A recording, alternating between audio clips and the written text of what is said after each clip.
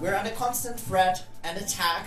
Ukraine every day, but also Europe is under attack. Be it targeting critical infrastructure, be it targeting our cyber security, be it targeting us personally. We need to develop the means to be able to defend ourselves. Dans le contexte de la guerre en Ukraine, l'Europe veut s'adapter aux nouvelles formes de conflits qui se tiennent loin des lignes de front. Je suis en Pologne qui a fait de la défense l'une des priorités de sa présidence tournante de l'Union.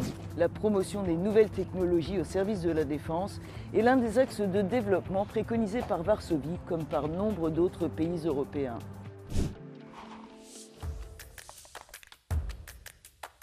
Les armées européennes misent de plus en plus sur les technologies émergentes pour accroître leur efficacité opérationnelle, mieux se protéger et affaiblir les adversaires. En voici quelques catégories. L'intelligence artificielle ou IA, capable d'analyser très vite de grands volumes de données, elle va notamment permettre aux militaires de mieux anticiper les menaces et améliorer la précision des opérations.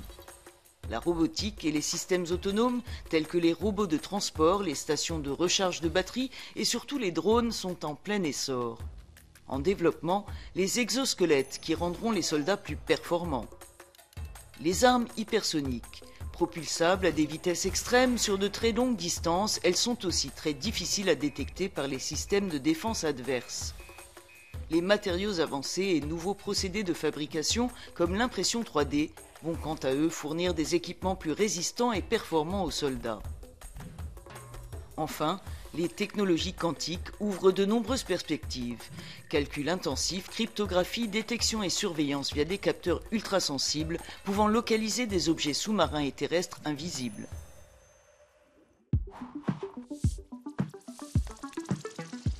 De plus en plus de start-up misent sur les technologies émergentes appliquées à la défense, comme en témoigne le hackathon qui se déroule autour de moi, un rassemblement de développeurs venus d'Europe et d'ailleurs pour présenter leurs projets dans ce centre dédié à l'innovation à Varsovie.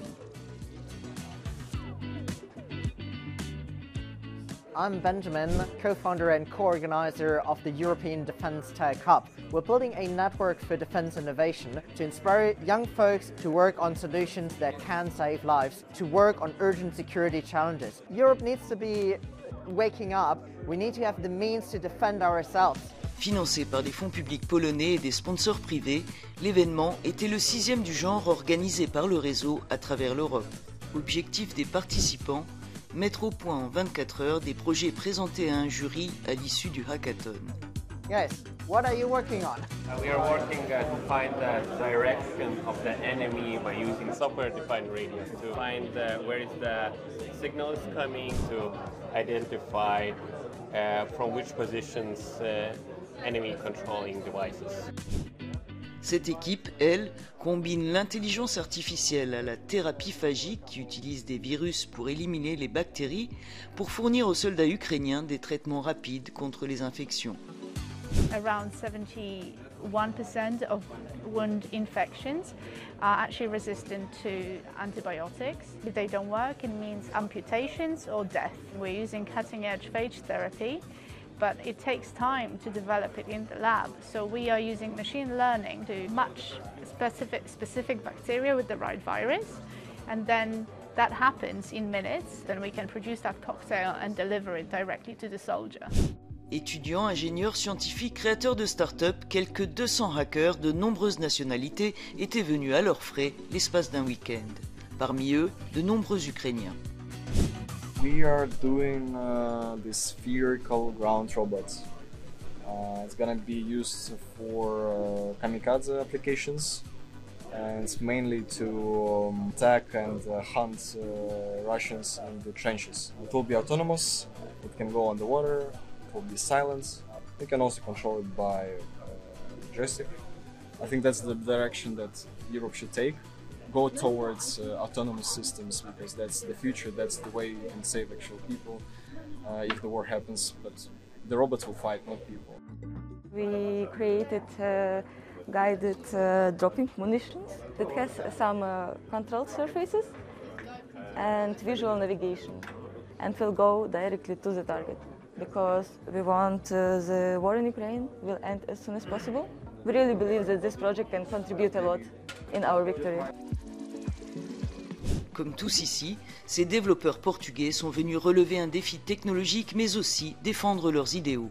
In the front line, there's no GPS information, so effectively the drone pilots are blind. We are creating a solution using some AI and image comparison so that the operators can know where the drone is, even though that they don't have access to the GPS signal. We have expertise in the areas of systems engineering, navigation, and computer vision, but above all, this is something that aligns perfectly with our values. We're fighting for what we believe in, our freedom as Europeans.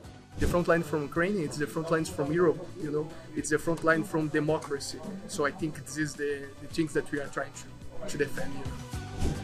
Les technologies émergentes transforment les opérations militaires et créent aussi de nouvelles menaces loin des champs de bataille. L'Europe est-elle en mesure de relever les nouveaux défis sécuritaires? J'ai interrogé l'Agence européenne de défense. We see indeed cybersecurity attacks. We see particularly the importance of energy infrastructure and the space capabilities becoming more and more concrete and tangible threats. The attack on the undersea cables that we have seen happening in several places across Europe are really showing us that the operational theater is really everywhere, in cyberspace and in space as well. In the Russian war of aggression against Ukraine, the jamming of space capabilities and the use of supporting capabilities from space have created a completely different dynamics on the battlefield. Through the Hub for EU Defense Innovation, we are trying to stimulate faster adoption of these technologies to respond to these new threats. The EU wants to boost its defence, yet it is lagging behind, including in the field of defence innovation. So, what are the hurdles that need to be addressed? We see several hurdles that are interconnected. For instance, the fragmentation in terms of defense investments across the member states, or the division between civil technology that is going actually much faster paced than defense technology. Last but not least, access to capital remains an issue, especially for the more, say, up-and-coming defense startups and new companies to really find investors that are interested in accessing the defense market. Plus, defense spending alone, it's not yet sufficient, or it's not paced at the right timing. So what we really need to do is to coordinate and channel these defense investments more and more towards coordinating defense innovation action.